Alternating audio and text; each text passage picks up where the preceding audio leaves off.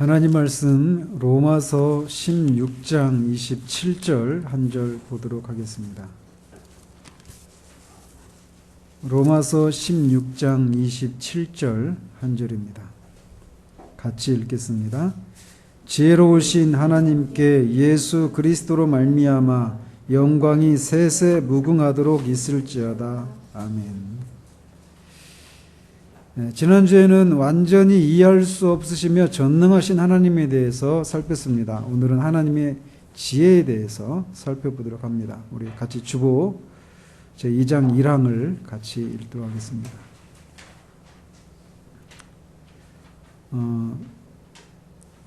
이 2장 1항은 우리가 하나님의 성품을 이렇게 고백하고 있는 건데, 우리가 지금 굉장히 오랫동안 지금 1항에 머물러 있잖아요. 그런데 영적 사고 방식에서도 그 설교 속에서도 말씀을 드렸지만 영적인 사고라고 하는 게 다른 게 아니에요. 하나님의 영광스러운 이 성품을 우리가 묵상하고 그 영광에 우리가 깊이 잠기고 그 영광의 탁월하심들을 보면서 이 세상의 그런 헛됨과 이 죄악의 그런 그 끔찍함들을 생각하면서 죄를 이기고 땅에 속한 것들이 아니라 하늘에 속한 것들을 추구해 가도록 한, 그게 추구해 가게 만드는 것, 그게 영적인 사고예요. 영적인 사고는 다른 게 아니라 영적인 것들을 논리적으로 사고하는 거가 영적인 사고다라고 할 수 있어요. 근데 영적 사고의 대상이 뭐냐? 하나님의 성품이에요. 그래서 이 하나님의 성품을 우리가 그러니까 알고 그것을 묵상하면서 그 하나님의 성품에 따라서 우리가 계속 후반부에는 적용을 하잖아요. 이런저런 상황 가운데서 우리가 이런 하나님이 이런 분이시니까 내가 처한 이런 상황 가운데서는 이렇게 하시지 않겠는가라고 하면서 그 상황들을 하나님의 시각으로 바라보고 믿음으로 인내하고 견디는 것. 이게 우리가 이 땅을 살아가면서 신자들이 살아가야 될 삶의 모습이란 말이에요. 그것을 위해서 하나님이 어떤 분이신가라고 하는 것을 우리가 그냥 막 수박 겉핥기식으로 그렇게 막 훑고 지나갈 수 없기 때문에 오랜 시간을 이렇게 머물러 있습니다. 혹여나 여러분들 안에서 이제 이거 일랑 이제 하면 언제 33장까지 다 하나? 제가 목회 끝나기 전에 하겠죠. 아무튼 이 하나님의 성품에서 우리가 좀 오래 머무르고 있는데 뒤에 가면 조금 더 속도가 날 거예요. 조바심을 가지지 않기를 바랍니다. 자, 2장 1항 같이 한번 읽어보도록 하겠습니다. 오직 한 분이시며 살아있고 참된 하나님이 계신다. 그분은 존재와 완전함에서 무한하시며 지극히 순수한 영이시고 보이지 않으시고 몸이나 지체나 정욕도 없으시고 불변하시며 광대하시고 영원하시고 완전히 이해될 수 없으시고 전능하시고 지극히 지혜로우시고 지극히 거룩하시고 지극히 자유하시고 지극히 절대적이시며 자기 자신의 영광을 위해 그 자신의 불변하고 지극히 의로우신 뜻의 계획대로 모든 일을 행하신다. 또한 하나님은 지극한 사랑이시며 은혜롭고 자비로우시며 오래 참고 선함과 진리가 풍성하시고 불의와 허물과 죄를 용서하시고 부지런히 그를 찾는 자에게 상 주시는 자이며 그럼에도 불구하고 심판에서 지극히 공의롭고 두려우시며 모든 죄를 미워하시고 범죄자를 분명히 형벌하시는 분이시다. 그래서 오늘 살펴볼 부분이 지혜로우시고에 해당이 됩니다. 우리가 믿는 하나님은 지난주에 살펴본 것처럼 전능하신 분이실 뿐만 아니라 지혜로우신 분이십니다. 우리 신자들에게 위로가 되는 것이 있다면 하나님의 이 전능하심에서 뿐만 아니라 그의 지혜로우심에도 있습니다.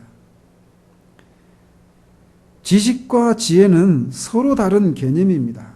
지식은 어떤 사물을 알고 이해하고 사물에 관련된 어떤 일반적인 법칙들을 아는 것이 지식이라면 지혜는 그 구체적인 사건들을 위해서 이렇게 지식을 통해 얻게 된 이 법칙들을 적용하는 것이 지혜다라고 말할 수 있어요. 따라서 지혜는 지식의 그 기초를 두는 겁니다. 그런데 어떤 사람은 많은 지식을 가지고 있어도 그 지식을 구체적인 상황 가운데 어떻게 적용해야 되는가에 대한 이 지혜가 부족한 사람이 얼마든지 있을 수 있다는 거예요. 그러나 반대로 이 지식이 없이는 지혜를 가질 수 없습니다. 예를 들어서 어떤 사람이 성경 전체에 대한 지식을 가지고 있을 수 있습니다. 그래서 교리에 통달할 수 있고 그것을 다른 사람에게 가르칠 수 있을 정도로 그런 지식을 갖추고 있을 수 있어요. 그러나 신앙생활을 하면서 겪게 되는 다양한 상황 가운데 자신이 알고 있는 그 지식을 활용하고 그 자신이 직면한 그런 어떤 문제들을 자신이 알고 있는 그 지혜를 적용해서 그 난제들을 헤쳐나가는 이런 지혜가 없는 경우들이 얼마든지 있을 수 있다라는 겁니다. 따라서 많은 지식을 소유하고 있다고 해도 반드시 지혜로운 것은 아닙니다. 그래서 우리가 교리를 아는 지식에서 하나님을 아는 지식에서도 자라가야 되지만 그 지식이 우리를 지혜롭게 하는 대로 우리가 더 지식을 삼는 것만큼이나 지혜로운 사람이 되기를 사모해야 되는 이유가 바로 여기 있는 거예요. 우리가 다른 사람에게 어떤 교리를 막힘없이 전달한들 자신은 그렇게 전하면서도 자신이 처하고 있는 어떤 구체적인 상황 가운데서 그 교리를 알고 있는 그 진리를 가지고 내 상황은 어떤 상황이고 이 상황 가운데서 나는 어떻게 해야 되고 어떤 선택을 해야 되는지 어떻게 헤쳐나가는 것이고 이 상황을 통해 하나님이 나한테 뭘 가르치시려고 하시는가 이런 걸 알지 못하고 또 뿐만 아니라 나 자신에 대해서 알지 못할 뿐만 아니라 다른 사람들이 직면한 그런 상황 가운데서 자신이 알고 있는 지식을 적용하고 활용해서 그 사람들에게 그 상황이 어떤 상황인지를 말해주고 그들을 가르치고 인도할 수 없다라면 그 가지고 있는 지식이 아무 소용이 없는 거예요. 그래서 우리는 많은 지식을 소유하기를 열망하고 그 지식을 얻기 위해서 열심을 낼 뿐만 아니라 그 지식을 활용할 수 있는 능력인 지혜가 우리 가운데 있기를 구해야 하는 거예요. 근데 감사하게도 하나님은 인색하지 않으십니다. 지혜를 구하는 자들에게 꾸짖지 아니하시고 인색하지 않고 풍성히 후히 주시는 그런 분이시라고 야고보 사도를 통해서 하나님이 말씀해 주신다는 거죠. 그래서 우리가 일반적으로 어떤 사람을 보면서 저 사람 참 지혜로운 사람이야 라고 말할 때는 몇 가지 상황을 가지고 우리가 그런 말을 합니다. 그래서 먼저 그가 어떤 행동을 할 때 올바른 목적을 위해서 그 행동을 할 때 우리는 그가 지혜로운 사람이다라고 말을 합니다. 그런데 올바른 목적이 아닌데 열심을 내는 사람 그런 경우 있잖아요. 그리고 그 열심을 낼 수 있는 수단과 능력과 끈기를 가지고 있어도 그것을 하는 목적이 올바르지 못하다라면 그것은 지혜로운 것이 아니란 말이에요. 그래서 먼저는 올바른 목적을 가지고 그 목적을 이루기 위해서 합당한 수단들을 사용할 때 우리는 그 사람을 지혜로운 사람이다 이렇게 일컫습니다. 왜냐하면 목적 없이 아무렇게나 쏘는 화살은 관역을 빗나갈 수밖에 없는 거예요. 화살을 막 쏘기 위해서 열심을 내고 땀을 뻘뻘 흘리면서 쏘아야 되는데 그 화살을 맞추려고 하는 목적이 없다면 그 모든 노력들이 허사가 된단 말이죠. 이렇게 가장 고상한 목적과 가장 합당한 수단들을 가지고 있는 사람을 우리가 지혜로운 사람이다 라고 말하고 있는 것처럼 하나님을 향해서도 우리가 하나님은 지혜로운 분이시다. 그런데 무한히 지혜로운 분이시다 라고 말을 한단 말이에요. 왜 그러느냐? 그분이 하시는 모든 일에는 올바른 목적이 있기 때문에 그래요. 하나님은 맹목적으로 어떤 일들을 하시는 분이 아니십니다. 모든 일들에는 하나님 어떤 목적이 있어요. 그 목적을 올바른 목적을 가지고 어떤 일을 행하시기 때문에 하나님을 가리켜서 지혜로운 분이시다 이렇게 말할 수 있단 말이죠. 또 우리가 어떤 사람을 지혜롭다라고 말할 때는 그가 계획한 것을 실현하는 과정에서 일어날 수 있는 모든 일들을 미리 온전히 내다보고 그때마다 그런 일들이 일어날 때마다 자신이 해야 할 것을 정확하게 알고 때에 맞게 행동하는 사람을 우리가 지혜로운 사람이다 이렇게 말합니다. 그죠? 그런 것처럼 하나님은 영원하시고 전지하시기 때문에 자신이 목적하신 것을 이루시는 과정에서 일어날 수 있는 모든 것들이 언제나 그분에게는 현재적으로 일어날 일, 현재적으로 나타나는 것에 불과해요. 그래서 하나님의 목적을 이루는 과정에서 일어나는 모든 상황을 통제하시고 그 각각의 상황에 가장 합당한 수단이 무엇인지를 아시고 그 수단을 취하셔서 결국은 자신의 목적을 이루시는 분이십니다. 자신의 목적을 이루는 과정에서 일어나는 그 모든 상황들이 무엇인가를 알고 그 상황에 맞는 합당한 그런 수단들을 활용하시는 분이시기 때문에 하나님은 지혜로운 분이시다라고 우리가 말할 수 있다는 겁니다. 아니 사실은 그 모든 일들이 하나님이 그 세우신 올바른 목적을 이루시기 위해서 그 모든 상황들이 일어나도록 통제하시는 분이시다라고 성경이 말하고 있습니다. 그렇기 때문에 하나님은 오류를 범하시거나 자신의 목적을 이루시기 위한 어떤 합당한 때를 놓치는 것 자체가 불가능합니다. 왜냐? 하나님이 그렇게 자신의 목적을 이루시기 위해서 그 어떤 계획을 실행해 나가시는 과정 가운데 일어나는 모든 것들을 다 아시고 그 상황 각각에 맞는 수단들이 합당한 수단이 무엇인지를 아시고 그 때를 정확히 아시고 그것들을 이루시기 위해서 그 목적을 반드시 이루시는 그런 분이시기 때문에 그런 의미에서 하나님은 지혜로운 분이다라고 말한다라는 거죠.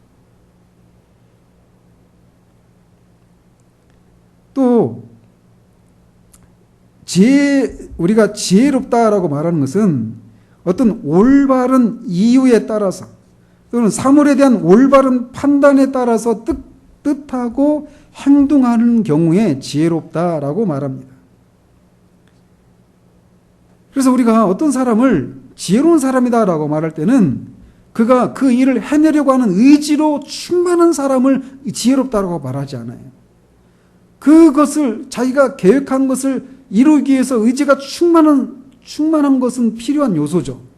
그렇지만 의지로만 충만한 사람을 지혜로운 사람이라고 말하지 않는단 말이에요. 그런 의미에서 하나님이 전능하셔서 당신이 뜻하신 일들을 반드시 이루시는 분이시다라고 하는 것에서도 우리가 위로를 받지만 그 능력을 행하시는 데 있어서 하나님은 그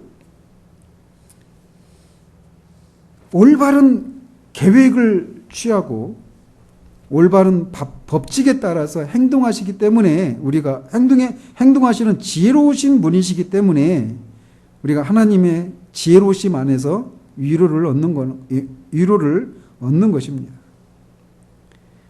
그래서 성경은 여러 곳에서 하나님이 지혜로우신 분이시라고 말하고 있습니다.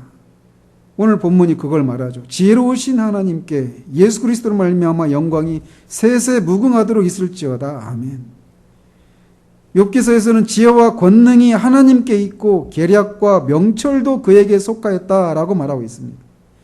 잠언에서도 여호와께서는 지혜로 땅에 터를 놓으셨으며 명철로 하늘을 견고히 세우셨다라고 말하고 예레미야에서도 여호와께서 그의 권능으로 땅을 지으셨고 그의 지혜로 세계를 세우셨고 그의 명철로 하늘을 펴셨으며 라고 말하고 있어서 이런 다른 구절들 속에서도 하나님은 지혜로우신 분이라고 말씀하고 있다는 겁니다.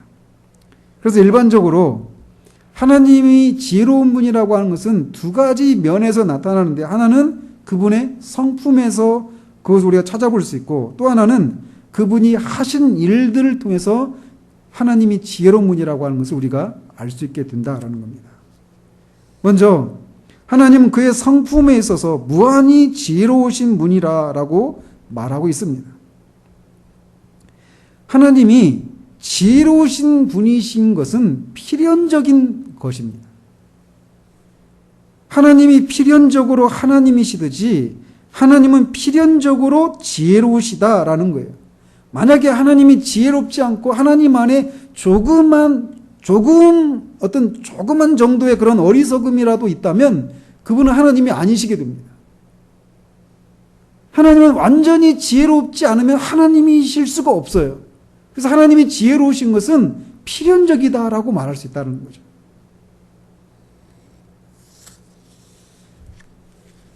그리고 이 지혜가 사람의 경우에는 많은 연구와 경험을 통해서 지혜를 얻습니다.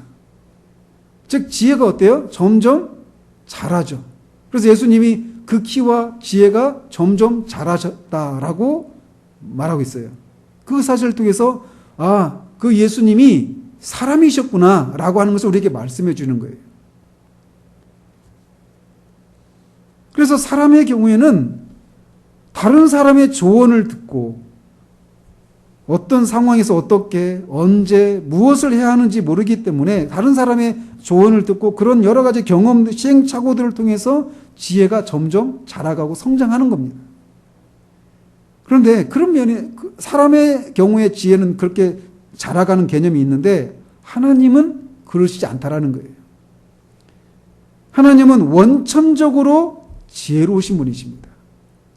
즉 하나님은 우리 인간처럼 많은 연구와 경험을 통해서 지혜가 성장하시고 이제 더 이상 지혜로울 수 없는 지경에 이르게 되셔서 완전히 지혜로운 분이다 이렇게 말하는 개념이 아니라는 거예요. 그분은 원천적으로 지혜로우십니다. 그래서 그분은 영원 전부터도 지혜에 있어서 완전하셨던 분이십니다. 그의 지혜는 잘하시지 않아요. 원천적으로 지혜롭기 때문에. 그래서 하나님은 누구에게도 조언을 필요로 하지 않으십니다. 누가 그의 모사가 되었느냐? 아무도 하나님의 모사가 될 수 없다라는 거죠. 그가 누구와 더불어 의논하셨으며 누가 그를 교훈하였으며 그에게 정의의 길로 가르쳤으며 지식을 가르쳤으며 통달의 도를 보여주었느냐? 아무도 없다라는 겁니다. 하나님은 원천적으로 지혜로우신 분이시기 때문에 다른 누구의 어떤 조언이나 또는 시간이 흘러가면서 경험을 통해서 지혜가 자라가야 될 그런 필요가 있으신 분이 아니시다. 오히려 하나님은 다른 존재들에게 지혜를 주시는 지혜의 원천이시다라고 성경은 말하고 있습니다. 또 하나님은 완전하게 홀로 지혜로우시다라고 성경은 말하고 있습니다. 하나님은 일어나는 모든 것에 대해서 구별되고 확실한 지식을 갖고 계십니다. 하나님이 이렇게 모든 것을 완전히 아시는 것처럼 그분의 지혜에 있어서도 온전하지 못한 부분은 하나도 없습니다. 그는 완전히 지혜로우셔요. 그분에게 하나님 안에서 불완전한 지식이 없으신 것처럼 그분의 지혜에 있어서도 그렇습니다. 자, 이 사실들은 이제 우리가 뒤에서 이렇게 더 적용적인 측면에서 하나님의 지혜가 이런 측면이 있다라고 하는 것을 생각할 때 우리는 어떻게 우리가 만나는 다양한 상황 가운데서 그것을 어떻게 적용할 수 있는가 이거를 뒤에서 이제 말씀을 드릴 건데 하나님이 이렇게 지혜에 있어서 완전하게 지혜로우시다. 이 사실은 우리에게 말할 수 없는 위로가 돼요. 근데 이것을 우리가 잊으면 우리가 이제 불안해지는 거죠. 또 하나님의 지혜는 하나님은 우주적으로 지혜로우시다라고 말할 수 있습니다. 이게 무슨 말이냐? 사람은 모든 면에서 완전히 지혜로운 사람이 될 수가 없습니다. 그래서 어떤 사람은 경제에 있어서 지혜로운 사람이 있어요. 그러나 그가 정치나 문화에 있어서는 지혜롭지 못한 사람일 수 있습니다. 즉 사람은 모든 부분에서 필요한 지혜를 모두 가지고 있지 않아요. 그렇지만 하나님의 지혜는 전우주적입니다. 그래서 하나님의 지혜는 한계가 없어요. 또 하나님의 지혜는 영원한 특성을 가지고 있습니다. 그래서 우리는 종종 사람들 안에서 젊은 날에는 굉장히 지혜롭던 사람이 나이가 들어서 지혜롭지 못하게 되는 경우가 있습니다. 또 반대의 경우도 있을 수 있습니다. 젊었을 때는 정말 무지하고 지혜가 없었던 우둔했던 어리석었던 사람이 하나님의 은혜로 지혜로운 사람이 되어서 노년에는 정말 지혜로운 사람으로 그렇게 생을 마감하는 사람, 그런 경우도 있어요. 그렇지만 하나님은 영원토록 지혜로우시다라는 겁니다. 앞에서 말씀드린 대로 그분의 지혜는 성장이 없을 뿐만 아니라 지혜를 잃어버리는 경우도 없다라는 겁니다. 또한 그분의 지혜는 오류가 없습니다. 지혜로운 사람의 경우에는 간혹 예기치 못한 상황에서 지혜롭지 못한 판단을 해서 실수를 범하는 일이 다반사입니다. 야고보서도 우리가 다 실수가 많은 사람이다라고 말을 하는 거예요. 그래서 실수가 없는 사람이 없습니다. 그렇지만 하나님의 지혜에는 오류가 없어요. 그분은 실수하지 않으시는 분이십니다. 마지막으로 그분의 지혜는 측량할 수가 없습니다. 그의 판단은 헤아리지 못할 것이며 그의 길은 찾지 못할 것이로다. 네가 하나님의 오묘함을 어찌 능히 측량하며 전능자를 어찌 능히 완전히 알겠느냐라고 말합니다. 따라서 우리는 하나님의 이 측량할 수 없는 지혜 앞에서 바울처럼 송영을 올려드리는 것이 마땅합니다. 깊도다 하나님의 지혜와 지식의 풍성하며, 여기서도 하나님의 지혜와 하나님의 지식을 따로 구분하고 있죠. 그의 판단은 헤아리지 못할 것이며 그의 길은 찾지 못할 것이로다. 누가 주의 마음을 알았느냐? 누가 그의 모사가 되었느냐? 누가 주께 먼저 들여서 갚으심을 받겠느냐? 이는 만물이 주에게서 나오고 주로 말미암고 주에게로 돌아감이라. 그에게 영광이 세세 있을지어다. 아멘. 이렇게 하나님의 성품이 지혜로우셔요. 그리고 그 지혜의 특성은 앞에서 말씀드린 그런 특징들을 가지고 있습니다. 또 하나님의 지혜는 그분의 성품을 통해서도 우리가 알 수 있을 뿐만 아니라 그분이 하신 일을 통해서도 우리는 하나님이 지혜로우신 분이라고 하는 것을 알 수 있습니다. 지난주에도 하나님이 전능하신 것을 어떻게 알 수 있다고 그랬어요? 하나님이 하신 일들. 어떤 일이요? 하나님의 창조사역. 그리고 창조된 그 세상을 섭리하시는 것을 통해서.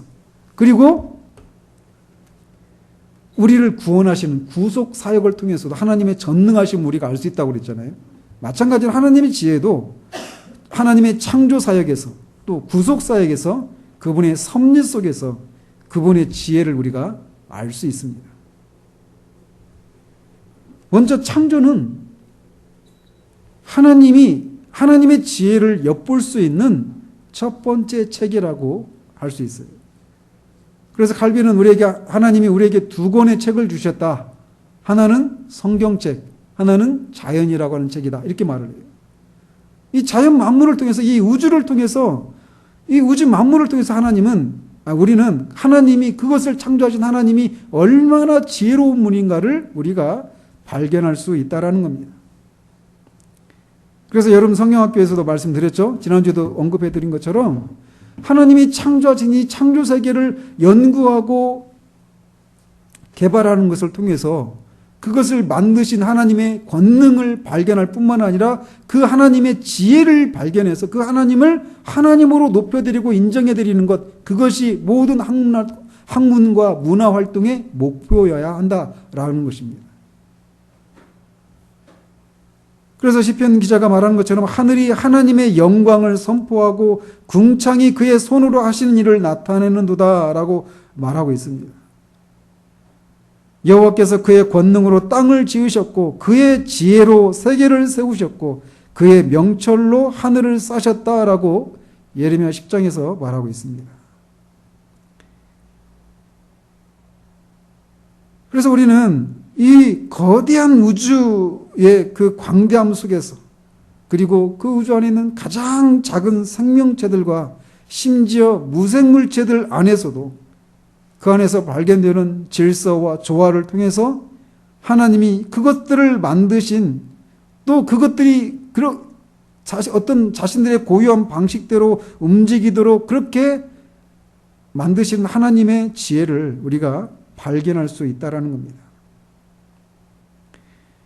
욥기 38장에서 41장에 보면 하나님이 욥에게 하나님이 만드신 창조물 속에 담겨있는 지혜를 발견할 수 있는지 물으십니다.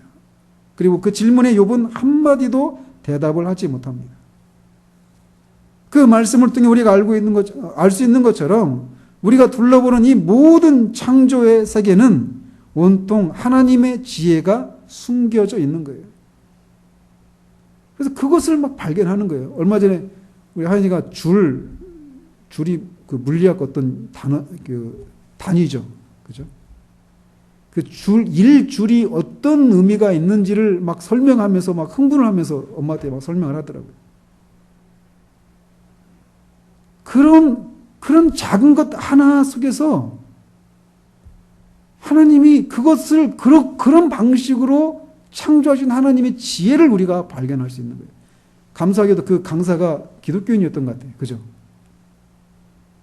결론적으로 막 놀랍게 설명하고 이것을 만드신 하나님 얼마나 대단하시냐 이런 식으로 그 강의를 했다고 그래요. 인터넷 강의인데. 학문은 그렇게 하는 겁니다.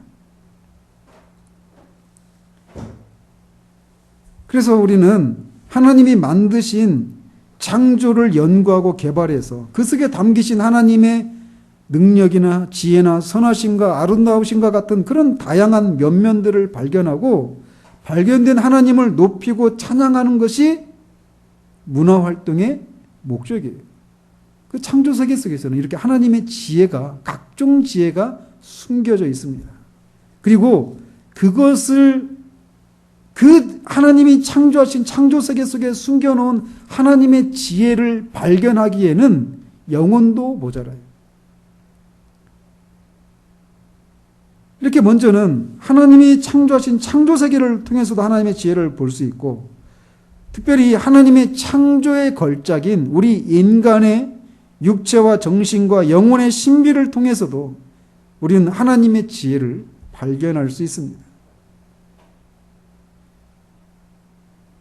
인류 역사가 이 과학 문명이 최고로 발달한 이 시대에도 인간의 육체에는 아직도 신비의 영역에 쌓여 있는 것들이 많습니다.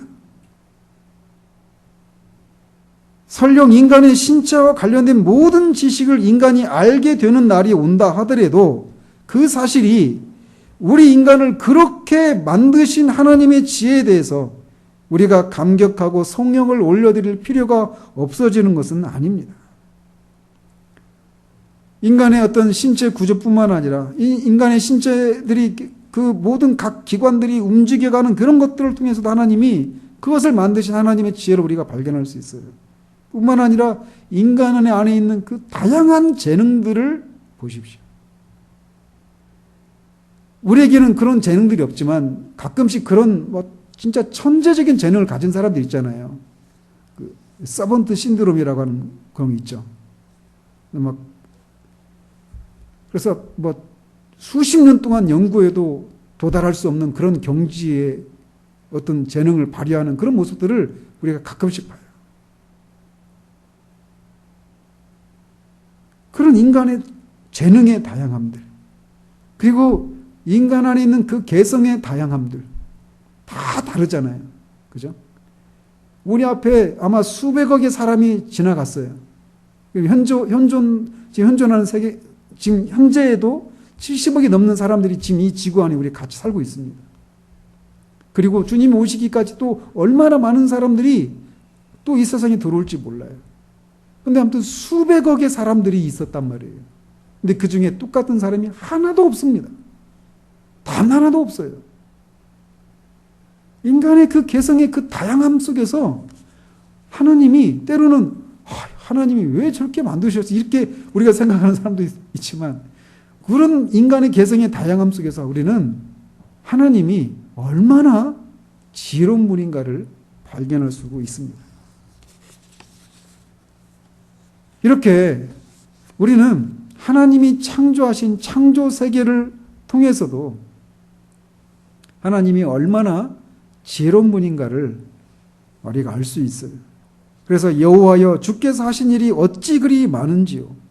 주께서 지혜로 그들을 다 지으셨으니 주께서 지으신 것들이 땅에 가득하나이다 라고 그렇게 찬양을 했던 것처럼 하나님의 창조 속에서 발견되는 하나님의 지혜를 인해서 우리는 바울처럼 시편 기자들처럼 찬송을 올려드리는 것이 마땅합니다.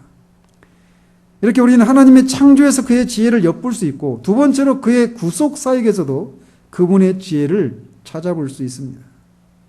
우리가 방금 전에 복음의 진수로 나아가라 그 책 속에서도 말한 것처럼 그리스도는 하나님의 어떠하심을 계시하시는 분이시다. 그의 가르침이, 그의 일이, 그죠? 구유에 누워 계실 때부터 십자가에 죽으시고 무덤에서 다시 부활하시는 그 모든 과정들을 통해서, 그것을 통해서 하나님이 어떤 분이신가를 드러내셨어요.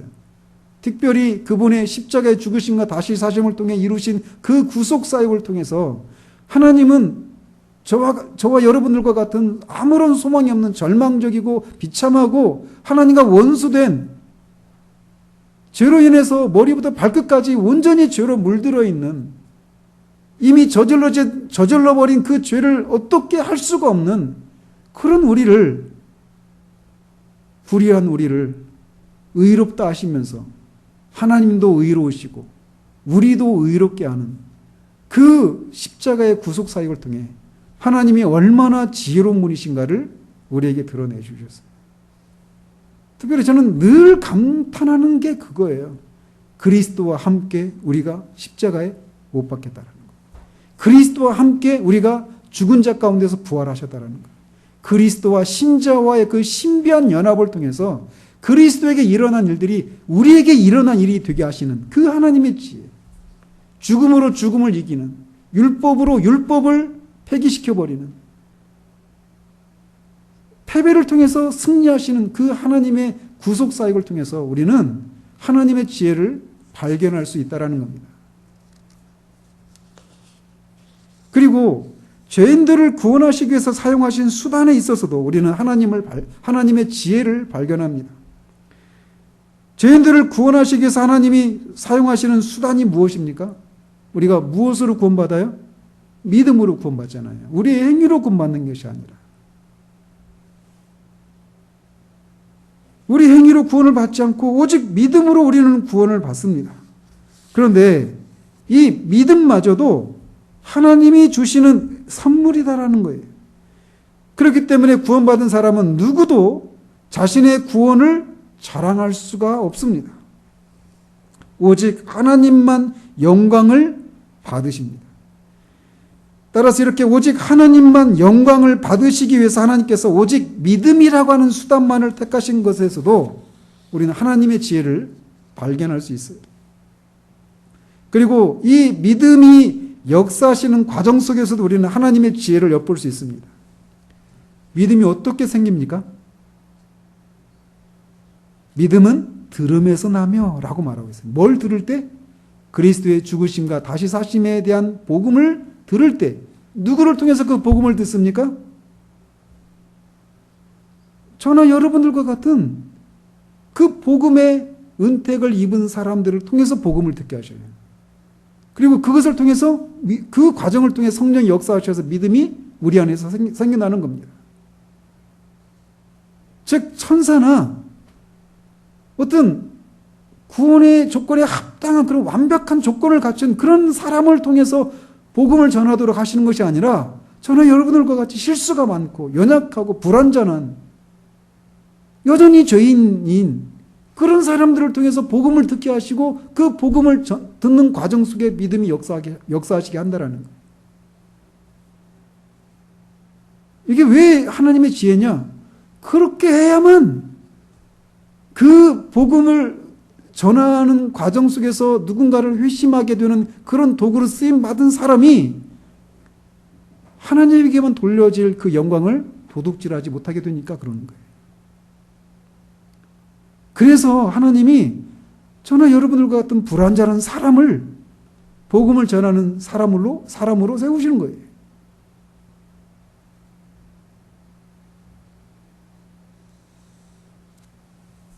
우리가 이 보배를 질그릇에 가졌으니 이는 심히 큰 능력은 하나님께 있고 우리에게 있지 아니함을 알게 하려 함이라. 이렇게 우리는 구속 사역 속에서도 하나님의 지혜를 발견하고 그 구속 사역이 우리의 것이 되도록 하시는 수단으로 택하신 믿음을 그 구원에 이르게 하는 수단으로 택하신 것을 통해서도 그렇고 그 믿음이 역사하시게 하는 과정 속에서 복음을 전하는 사람을 불완전한 저나 여러분 같은 사람을 택하셔서 복음을 전하게 하셔서 오직 하나님만 영광을 취하게 하시는 그것을 통해서도 우리는 하나님의 지혜를 엿볼 수 있다라는 겁니다. 이렇게 우리는 창조 사회 속에서 그분의 구속 사역 속에서 하나님의 지혜를 발견할 수 있어요. 마지막으로 우리는 하나님의 섭리 속에서도 우리는 하나님의 지혜를 엿볼 수 있습니다. 하나님은 하나님의 전능하심과 지혜와 선하심으로 창조하신 이 창조 세계를 그냥 내버려 두지 않으십니다. 그 자체의 고유한 자연 법칙에 의해서 돌아가도록 이 창조 세계를 떠나 계시는 것이 아니라 창조 세계에 초월해질 뿐만 아니라 창조 세계 안에 내재해 계셔서 그 창조 세계를 보존하시고 하나님의 영혼 속에서 세우신 그 계획을 이루시기 위해서 섭리하시는 일들을 하셔요. 그 하나님의 섭리 속에서도 우리는 하나님의 지혜를 엿볼 수 있다라는 겁니다. 먼저는 하나님은 아주 작고 보잘것없는 수단을 통해서 위대한 일을 하시는 것을 통해서도 하나님의 섭리 속에서 그 위대한 일을 하시는 하나님의 섭리 속에서 우리는 하나님의 지혜를 엿볼 수 있습니다. 이를테면 아주 작고 보잘것없는 수단을 통해서 위대한 일을 이루시는 그 일들 중에 하나 대표적인 것이 있다면 이스라엘 백성들이 광야에서 길이 온전치 않은 것을 통해서 막 불평불만하고 그것 때문에 하나님이 심판을 내리시죠. 뭘 통해서? 불뱀을 통해서. 그래서 불뱀에 물린 사람이 막 죽어나갈 때 하나님이 그들을 구원하시기 위해서 하나님이 택하신 수단이 뭡니까? 노뱀이에요. 노뱀. 노소로 만든 뱀이에요. 아주 작고 보잘것없죠. 거기에 어떤 신통한 능력이 있는 것도 아닙니다. 아주 작고 보잘것없는 그것을 통해서 하나님이 사람을 구원하시는 일을 하셔요. 마찬가지로 그것은 십자가를 통해서 하나님의 저주의 상징인 십자가를 통해서 죄인을 구원하시는 하나님의 어떤 그 구원 사역을 예표하는 그런 것이기도 한데 그렇게 하나님은 작고 보잘것없는 것을 통해서 하나님의 위대한 일들을 하신다라는 겁니다. 또 상황이 정반대로 흘러가는 것 같은 상황을 통해서도 역사하시는데 그것을 통해서도 하나님의 지혜를 우리는 발견할 수 있습니다. 이런 일은 성경에 너무나 많이 나오죠. 그래서 야곱 가족이 기근으로 죽게 되는 그 일들을 예방하시고 더 적극적으로는 하나님의 백성을 형성하시기 위해서 하나님이 택하신 방식이 무엇입니까? 요셉을 애굽의 노예로 팔려가게 하시는 일. 우리는 이미 되어진 일들을 보니까 처음에 그 결과를 알고 있으니까 우리에게는 큰 감흥으로 다가오지 않을 수 있지만 그 상황을 처음 어떻게 펼쳐질지 모르는 그런 야곱 가족 요셉의 입장에서 보면은 그 도대체 왜 이런 일이 일어나는가라고 하는 그런 생각을 가질 수밖에 없잖아요. 근데 결국은 그 일의 결국을 우리가 아는 것처럼 하나님은 그 일들을 통해서 상황이 정반대로 흘러가는 것 같은 상황을 통해서 상황을 역전하십니다. 이런 예들은 수없이 많습니다. 그것을 통해 우리는 뭘 교훈받아야 돼요? 우리가 원하는 대로, 우리가 바라는 대로 어떤 상황이 흘러가기는커녕 정반대로 흘러가는 상황 속에서도 하나님이 섭리하시는 것을 통해서 그 하나님의 지혜는 영원하시니까 그때 그렇게 하셨던 하나님은 지금도 동일하시니까 그렇게 하실 수 있다라고 하는 믿음으로 우리 상황을 인내하고 바라볼 수 있어야죠. 그게 바로 믿음이거든. 또 하나님은 모든 것이 합력하여 선을 이루게 하시는 것을 통해서도 우리는 하나님의 지혜를 발견할 수 있습니다. 우리 보기에 이런 일들은 우리에게 일어나지 않았으면 좋겠다라고 하는 그런 상황들을 우리는 수도 없이 우리의 삶을 살아가면서 많이 겪게 됩니다. 그 하나님 앞에서 울다라고 하는 책에서도 말하고 있는 것처럼 상실이라고 하는, 고난이라고 하는 것을 통해서 하나님은 예기치 않았던 그런 일이 일어나지 않았으면 우리가 도무지 다다를 수 없는 그런 지점에 우리를 세우시고 그런 과정을 통해 우리를 성숙한 사람으로 빚어가시는 일들을 하십니다. 그래서 모든 것이 합력하여 선을 이루게 하시는 거예요. 그래서 우리가 잠시 받는 환난에 경한 것이 지극히 크고 영원한 영광에 중한 것을 우리에게 이루게 합니다라고 말합니다. 그래서 우리 입장에서 보면은 환난이라고 하는 것이 마치 우리 육신의 독약과 같은 것이지만 하나님의 지혜는 그것이 우리 영혼의 양약이 되게 하시는 일들을 하신다라는 겁니다. 심지어 하나님은 인간의 범죄를 통해서도 하나님의 일을 이루십니다. 하나님이 그것을 조장하시는 것이 아니라 죄를 허용하신 것을 통해서 하나님의 계획을 이루시는 거예요. 그래서 그리스도를 십자가에 못 박는 인간의 범죄를 통해서 하나님은 죄인을 구원하시고자 하시는 일들을 하십니다.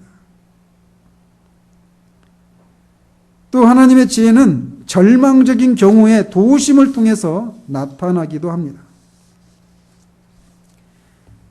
그래서 우리가 인간의 능력이 끝나고 더 이상 우리가 아무것도 할 수 없는 그 철저한 무능력, 무기력 앞에서 하나님은 도우심을 통해서 그분의 지혜를 드러내십니다. 또 하나님은 인간의 지혜를 무력화시키는 것을 통해서도 하나님의 지혜를 드러내십니다. 그래서 다윗이 압살롬에게 쫓겨서 도망칠 때 압살롬에게 아히도벨이라고 하는 그런 모략가가 있었는데 그 모략가의 지혜를 하나님이 무력화시켜요. 그때 아히도벨이 베푸는 계략은 하나님께 물어 받은 말씀과 같은 것이라 라고 했는데 그 아히도벨의 계략을 후세를 통해서 무력화시키고 결국은 압살롬이 죽게 되죠. 이런 일들이 성경에 수없이 많이 증거되고 있어요. 이렇게 우리는 하나님의 창조와 섭리, 구속 사역 속에서 하나님의 지혜를 발견합니다. 그렇기 때문에 우리는 그 하나님의 지혜 앞에서 바울처럼 송영과 예배를 올려드려야 해요. 그러나 더 나아가서 우리는 하나님의 지혜를 찬양하는 일에 동참해야 할 뿐만 아니라 이 하나님의 지혜 안에서 안식을 누리는 법을 배워야 합니다. 즉 하나님이 지혜로우신 분이라는 사실에서 의심하거나 흔들리지 않고 견고하게 그분을 신뢰해야 한다라는 거예요. 어떤 상황에서 그래야 하는가?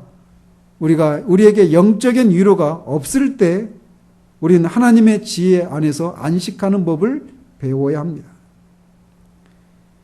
우리는 시간을 지나면서 우리의 죄 때문이든지 또는 하나님이 주신 선물이 아니라 하나님 자신에게 우리 영혼이 집중하도록 하기 위해서든지 또는 우리가 알 수 없는 이유들로 하나님께서 우리 영혼에게 어둠의 때를 지나게 하시는 때가 있습니다.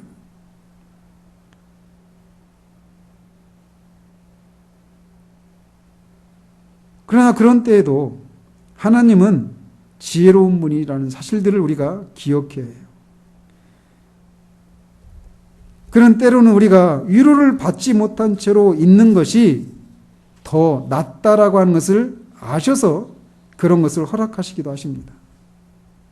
왜냐하면 우리 안에 영적인 위로가 막 넘쳐나면 우리가 무엇이라도 된 것처럼 그런 것을 받을 만한 사람이니까 남들에게는 없는 것을 내가 받아 누린다라고 생각할 수 있기 때문에 하나님의 지혜 가운데 우리에게 때로는 영적인 위로를 거두어 가실 수도 있어요.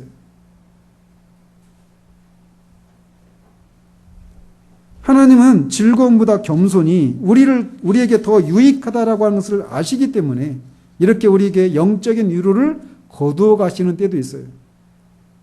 그렇게 하시는 것은 하나님이 지혜로우신 분이시기 때문에 그렇습니다. 따라서 이런 영적인 위로가 우리 가운데 없을 때, 그럴 때도 여전히 하나님은 지혜로우셔서 나에게 가장 필요한 그런 영혼의 상태를 허락하셨다라고 하는 것을 알고 하나님의 지혜 안에서 안식하는 법을 배워야 합니다. 또 우리는 육체가 연약할 때에도 하나님의 지혜로우심 안에서 위로를 얻어야 합니다. 우리 육신과 영혼은 뗄래야 뗄 수가 없습니다. 그래서 영혼이 육체의 영향을 받아요. 육체 컨디션의 영향을 받습니다. 그래서 아침에 일어날 때 몸이 찌뿌듯하면 왠지 그날 하루 종일 마음도 좀 찌뿌둥하고, 더 나아가서 영혼이 하나님 앞에서 그렇게 침울해지고 우울해질 수 있어요. 영혼과 육체의 관계가 그렇습니다. 그래서 육체가 연약할 때 우리 영혼도 그렇게 곤고하고 연약해질 수 있어요. 그러나 그 육체의 연약함마저도 하나님이 지혜로우신 분이셔서 그 연약함을 통해서 우리로 하여금 마땅히 버려야 할 것들을 버리게 하시기 위한 그런 하나님의 지혜 가운데 우리에게 육체의 연약함을 허락하실 수도 있다라고 하는 것을 알고 이 지혜로운 하나님께 겸손히 하나님의 지혜 안에서 안식하는 법을 배워야 합니다. 또 마찬가지로 하나님의 다루심이 보이지 않을 때에도 우리는 하나님의 지혜 안에서 안식하는 법을 배워야 합니다. 우리는 삶을 살아가면서 얼마나 그런 일들이 많은지 모릅니다. 상황이 하나님이 전혀 우리를 기억하지 않으시고 우리를 인도하시지 않는 것 같은 그런 상황으로 흘러가는 경우들이 많아요. 그리고 그런 상황이 계속될 것 같은 그런 두려움들이 우리를 엄습할 때가 많습니다. 그러나 그런 때에도 우리는 지혜로우신 그분을 신뢰해야 합니다. 이사야서 46장 3절 4절 같이 한번 읽어보겠습니다. 이사야서 46장 3절 4절.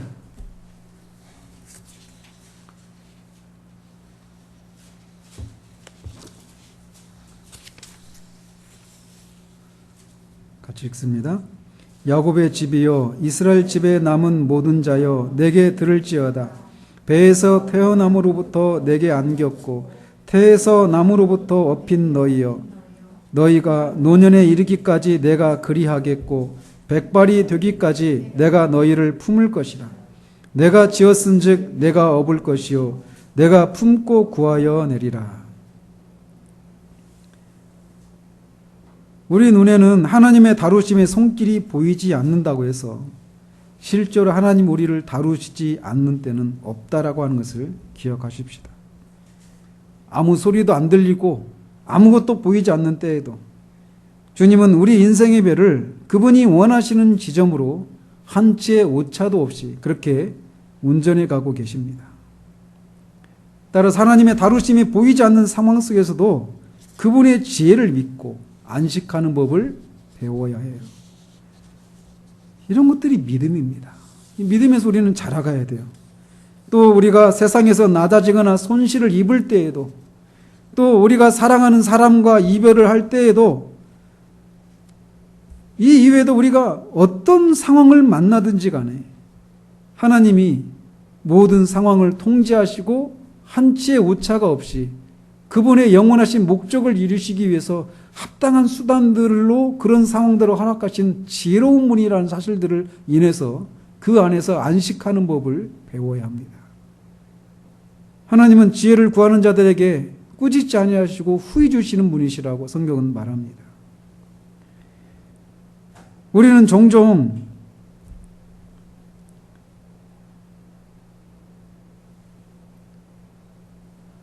하나님의 이 무한히 지혜로우신 하나님의 지혜가 아니라 우리 자신의 지혜, 우리의 경험을 의지해서 그렇게 살아가는 경우들이 많아요.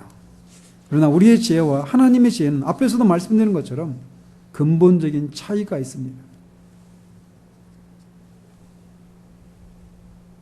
우리는 그렇게 그분에게 지혜를 구하는 자들에게 꾸짖지 아니하시고 후해 주시는 하나님께 지혜를 구하면서 어떤 상황을 만나든지 간에 그분의 지혜를 구하고 그분의 지혜 안에서 안식하는 그런 사람으로 살아가야 할 것입니다. 아마 우리가 지금 겪고 있는 상황들이 그런 상황들일 수 있어요.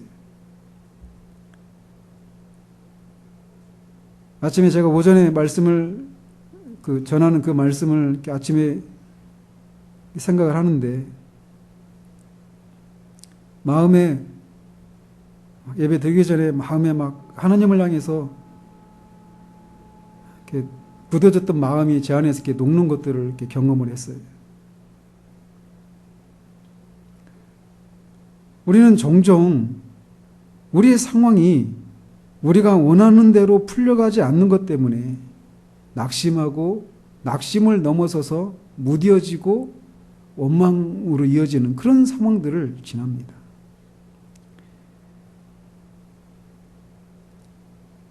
그런데 그런 상황이 있을 때 그런 우리로 인해서 하나님의 마음이 상하시고 슬프게 하실 수 있다라고 하는 것을 생각할 때 제 마음에 그 하나님을 향해서 제 마음이 막 녹아지는 것들을 봐요. 근데 우리 마음이 그렇게 되는 이유가 뭐냐? 하나님의 지혜 안에서 안식하지 못하고 있기 때문에 그래요. 하나님은 지혜로운 분이십니다. 그래서 우리에게 실수가 없이 모든 상황들을 당신의 영원하신 목적을 이루시기 위해서 필요한 합당한 수단들을 때에 맞게 사용하고 계시고 섭리하시는 분이라는 사실들을, 그 일에 있어서 실패가 없으신 지혜로운 분이라는 사실들을 우리가 기억하고 모든 상황 가운데서 그분의 지혜 안에서 안식할 수 있는 그런 사람들이 되기를 바랍니다. 기도하겠습니다. 하나님 아버지, 하나님은 필연적으로, 원천적으로, 영원히, 완전히, 전 우주적으로 그렇게 지혜로운 분이셔서 하나님의 창조와 구속사역과 섭리를 통해서 하나님의 지혜를 드러내셨고, 또 그렇게 지혜로우신 하나님은 지금도 지혜로우시고 지금도 섭리하시기에 우리를 둘러싸고 일어나는 그 모든 상황들을 아시고 그 상황에 필요한, 그 상황 가운데서 일어나는 그 모든 상황에 필요한 수단들이 무엇인가를 아시고 그것들을 언제 사용해야 되시는지도 아셔서 우리를 둘러싸고 일어나는 일들을 통제하고 계시는 하나님이심을 우리가 믿음으로 고백을 드립니다. 그래서 우리가 영적인 위로가 없을 때마다, 하나님의 다루심의 손길이 보이지 않을 때, 우리가 육체가 연약할 때에도, 우리가 세상에서 이런저런 손실을 경험하고 사랑하는 사람들과 이별을 하는 그런 아픔을 겪는 그 다양한 상황 속에서라도 하나님이 그렇게 완전히 지혜로운 분이셔서 실수가 없으시고 그렇게 모든 상황들을 어거하고 계시다는 사실들을 인하여서 그 하나님의 지혜 안에서 안식하는 법을 배우는 그런 우리들 될 수 있도록 주님 도와주시기를 원합니다.